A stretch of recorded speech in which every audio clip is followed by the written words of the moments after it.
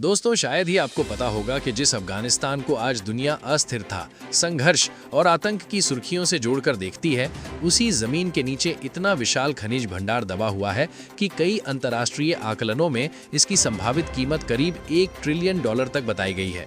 ये अनुमान सबसे पहले 2010 के आसपास अमेरिकी भूवैज्ञानिक सर्वेक्षण और पेंटागन से जुड़ी रिपोर्टों में सामने आया था। तुलना करें तो ये रकम कई छोटे देशों की सालाना जीडीपी से भी ज्यादा मानी जाती है। अब सवाल उठता है कि आखिर इस धरती के नीचे ऐसा क्या छिपा है। दरअसल अफगानिस्तान में कॉपर, आयरन ओर, लिथियम, सोना और रेयर अर्थ मिनरल्स जैसे रणनीतिक संसाधनों की पहचान की गई है। खासतौर पर लिथियम को 21वीं सदी का तेल कहा जाता है, क्योंकि इलेक्ट्रिक व्हीकल बैटरियों से लेकर आधुनिक टेक्नोलॉजी तक इसकी भारी मांग है।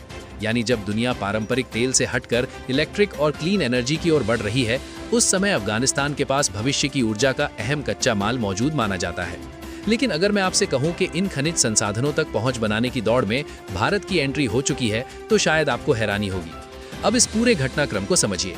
2007 में चीन की सरकारी company metallurgical corporation of China यानी MCC ने अफगानिस्तान की मेस आयनॉक कॉपर खान का कॉन्ट्रैक्ट हासिल किया। ये दुनिया की सबसे बड़ी अविकसित तांबा खानों में गिनी जाती है। अनुमान लगाया गया था कि यहाँ लाखों टन कॉपर मौजूद है, जिसकी कीमत अरबों डॉलर तक पहुंच सकती है। इसी वजह से ये डील करीब $3 बिलियन से ज्यादा की मानी गई थी। लेकिन सुरक्षा चुनौतियों, स्थानीय विरोध और बुनियादी ढांचे की भारी कमी के कारण ये प्रोजेक्ट सालों तक आगे नहीं बढ़ पाया। कागजों पर बड़ी जीत दिखी, लेकिन जमीन पर नतीजा लगभग शून्य रहा। चीन की योजना थी कि वो हर साल करीब 2 लाख टन तांबे का उत्पादन करेगा, लेकिन हालात ऐसे बने कि पूरी रणनीति अटक गई। यहीं से कहानी में भारत की एंट्री होती है। 2011 में भारत के नेतृत्व वाले कंसोर्टियम ने हाजीगक आयरन ओर प्रोजेक्ट की बोली जीती। ये क्षेत्र करीब 1.8 बिलियन टन आयरन ओर भंडार के लिए जाना जाता है और इसे एशिया के बड़े आयरन संसाधनों में गिना जाता है। उस समय इसे भारत की रणनीतिक और आर्थिक दृष्टि से बड़ी सफलता माना गया। हालांकि सुरक्षा स्थिति और राजनीतिक अनिश्चितता ने इस प्रोजेक्ट की रफ्तार को भी प्रभावित किया, लेकिन इससे ये संकेत जरूर मिला कि अफगानिस्तान के खनिज सेक्टर में भारत भी गंभीर दावेदारी रखता है। अब ताज़ा घटनाक्रम ये संकेत दे रहा है कि अफगानिस्तान की ओर से निवेश और सहयोग के लिए नए सिरे से आमंत्रण दिए जा रहे हैं और भारतीय कंपनियों की संभावित भागीदारी ने चीन के एकाधिकार पर सवाल खड़े कर दिए हैं। ऐसे में अफगानिस्तान का खनिज खजाना सिर्फ संसाधनों की कहानी नहीं है, बल्कि ये एशिया की भू राजनीति, ऊर्जा सुरक्षा और आर्थिक प्रभाव की नई लड़ाई का केंद्र बन चुका है। पूरी तस्वीर समझना इसलिए जरूरी है क्योंकि आने वाले वर्षों में यही संसाधन क्षेत्रीय ताकतों के समीकरण तय कर सकते हैं। आयरन ओर के अनुमानित भंडार के लिए ये इलाका खास तौर पर जाना जाता है। तुलना करें तो यहाँ मौजूद मात्रा भारत की कई बड़ी आयरन खदानों के बराबर मानी जाती है। भारत की योजना केवल खनन तक सीमित नहीं थी, बल्कि यहाँ स्टील प्लांट लगाने, रेलवे लाइन बिछाने और व्यापक इंफ्रास्ट्रक्चर विकसित करने की भी थी। यानी एंट्री सिर्फ कारोबारी नहीं, बल्कि लंबी और गहरी रणनीति के साथ की गई थी। दिलचस्प बात यह रही कि जिस समय चीन अपने कॉपर प्रोजेक्ट को जमीन पर उतारने में जूझ रहा था, उसी दौरान अफगानिस्तान ने भारत को आयरन ओर जैसे रणनीतिक संसाधन में अवसर दिया। ये साफ संकेत था कि काबुल अपनी खनिज संपदा को लेकर एक से अधिक साझेदारों के साथ काम करना चाहता है और भारत ने इसे साधारण व्यापार नहीं, बल्कि भविष्य की स्ट्रेटेजिक पार्टनरशिप के रूप में देखा। अगर पूरी कहानी को एक लाइन में समझें तो 2010 में खनिज खजाने का वैश्विक स्तर पर खुलासा हुआ। 2007 में चीन ने बड़ी कोशिश की, लेकिन 2011 में भारत ने भी मजबूत एंट्री दर्ज कराई। लेकिन दोस्तों, कहानी यही खत्म नहीं होती। असली चुनौती तो तब शुरू होती है जब इन संसाधनों को जमीन से निकालने की बारी आती है। चीन ने प्रयास किया, भारत ने रणनीतिक दांव चला, लेकिन अफगानिस्तान की जमीनी हकीकत आसान नहीं थी। जब 2011 में भारत ने हाजीगक आयरन ओर प्रोजेक्ट में कदम रखा, तब उम्मीद जताई गई थी कि कुछ ही वर्षों में खनन शुरू हो जाएगा। करीब 1.8 बिलियन टन आयरन ओर का अनुमान भारत के लिए दीर्घकालिक रणनीतिक सहारा बन सकता था। लेकिन जैसे जैसे अफगानिस्तान की सुरक्षा स्थिति बिगड़ती गई, ये प्रोजेक्ट धीरे धीरे फाइलों तक सीमित होता चला गया। स्थिति यहाँ तक पहुंची कि भारत को वहां से एक भी टन आयरन ओर अपने देश लाने का अवसर नहीं मिला। अधिकार और समझौते मौजूद थे, योजनाएं भी तैयार थी, लेकिन जमीन पर काम शुरू ही नहीं हो सका। उधर चीन की स्थिति भी बहुत अलग नहीं। मेस आयनॉक कॉपर खान, जिसे अरबों डॉलर की डील के साथ हासिल किया गया था, वो भी सुरक्षा संकट और स्थानीय परिस्थितियों के कारण आगे नहीं बढ़ पाई। तुलना करें तो चीन के पास कॉन्ट्रैक्ट था और भारत के पास रणनीतिक विजन, लेकिन दोनों के लिए अफगानिस्तान की धरती फिलहाल संभावनाओं तक ही सीमित रही। फिर आता है 2021, जब तालिबान दोबारा सत्ता में लौटता है। कई देशों ने दूरी बना ली, विदेशी निवेश लगभग ठहर गया और ये माना जाने लगा कि अफगानिस्तान का मिनरल सपना और भी दूर चला जाएगा। लेकिन यहीं से कहानी में नया मोड़ आता है। भारत ने भले ही तालिबान सरकार को औपचारिक मान्यता नहीं दी, लेकिन संवाद के रास्ते पूरी तरह बंद भी नहीं किए।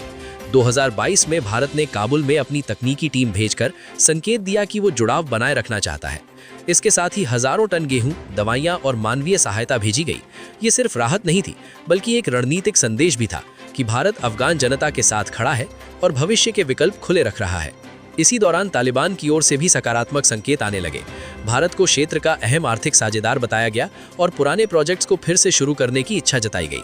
दरअसल तालिबान ये समझ चुका है कि अफगानिस्तान की अर्थव्यवस्था को स्थिर करने और खनिज संपदा को विकसित करने के लिए क्षेत्रीय ताकतों के साथ संतुलित संबंध जरूरी है।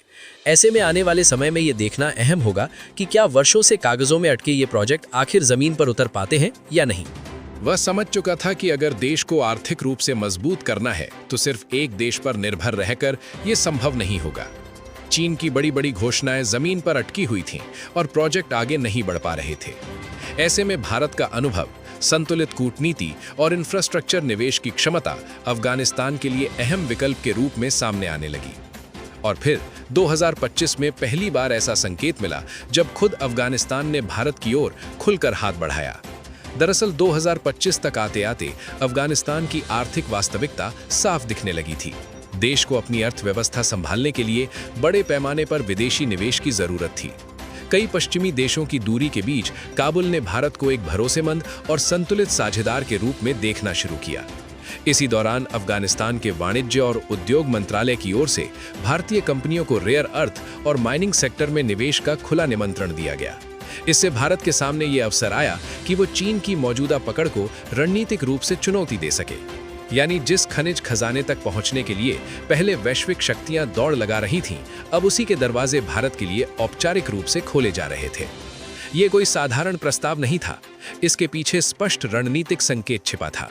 अफगानिस्तान ने कहा कि भारत वहां की माइनिंग परियोजनाओं में सक्रिय भागीदारी कर सकता है और रेयर अर्थ जैसे महत्वपूर्ण संसाधनों पर काम शुरू कर सकता है।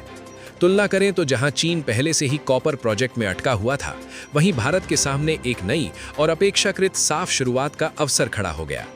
यही वो मोड़ था जहां पूरी कहानी भारत के पक्ष में झुकती हुई नजर आने लगी। इसी दौरान भारत ने भी सतर्क लेकिन ठोस कदम बढ़ाने शुरू किए। काबुल में अपनी तकनीकी मौजूदगी को मजबूत किया गया, संवाद का स्तर बढ़ाया गया और आर्थिक सहयोग पर चर्चाएं तेज हुई। हालांकि सच्चाई ये है कि अब तक कोई बड़ा माइनिंग प्रोजेक्ट व्यावहारिक रूप से शुरू नहीं हो पाया है। भारतीय कंपनियों ने रुचि जरूर दिखाई है, बातचीत भी आगे बढ़ी है, लेकिन सुरक्षा चुनौतियां, कमजोर इंफ्रास्ट्रक्चर और राजनीतिक अनिश्चितता अब भी बड़े अवरोध बने हुए हैं। यानी दरवाजा खुल चुका है, पर अंदर पूरी तरह प्रवेश अभी बाकी है। और जब भी भारत आगे बढ़ने की कोशिश करता है, क्षेत्रीय अस्थिरता और पाकिस्तान के साथ तनाव जैसे कारक सामने आ जाते हैं, जैसा हाल के घटनाक्रम में देखा गया। भारत जल्दबाजी इसलिए नहीं करना चाहता क्योंकि उसे ये समझ है कि बिना स्थिर माहौल के बड़े प्रोजेक्ट शुरू करना जोखिम भरा हो सकता है। ऐसी स्थिति में विरोधी ताकतें माहौल को अस्थिर करने की कोशिश कर सकती हैं और रणनीतिक साइट्स को निशाना बनाया जा सकता है।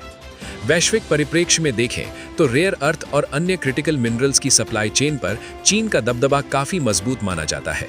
अनुमान के अनुसार वैश्विक माइनिंग में उसकी हिस्सेदारी 60 से 70% के आसपास और प्रोसेसिंग क्षमता में 85 से 90% तक बताई जाती है। अगर भारत अफगानिस्तान में रेयर अर्थ या अन्य महत्वपूर्ण खनिजों की माइनिंग और प्रोसेसिंग शुरू करता है, तो शुरुआत में वो सीधे चीन को चुनौती देने की स्थिति में नहीं होगा, लेकिन वैश्विक आपूर्ति में 5 से 10% की वैकल्पिक हिस्सेदारी भी बड़ा रणनीतिक बदलाव मानी जाएगी। और यही बदलाव चीन के लिए असहज हो सकता है। अब सवाल आपसे है, क्या भारत को अभी इंतजार करना चाहिए और पूरी स्थिरता का इंतजार करना चाहिए, या फिर जोखिम उठाकर जल्द से जल्द जमीन पर काम शुरू कर देना चाहिए? अपनी राय कमेंट में जरूर बताएं। अगर आपको ये जानकारी उपयोगी लगी हो तो वीडियो को लाइक करें और अपने मित्रों के साथ शेयर करें ताकि वे भी इस अहम मुद्दे को समझ सकें। ऐसे ही और ज्ञानवर्धक विश्लेषण देखने के लिए चैनल को सब्सक्राइब करें और बेल आइकन को ऑल पर जरूर सेट करें। धन्यवाद।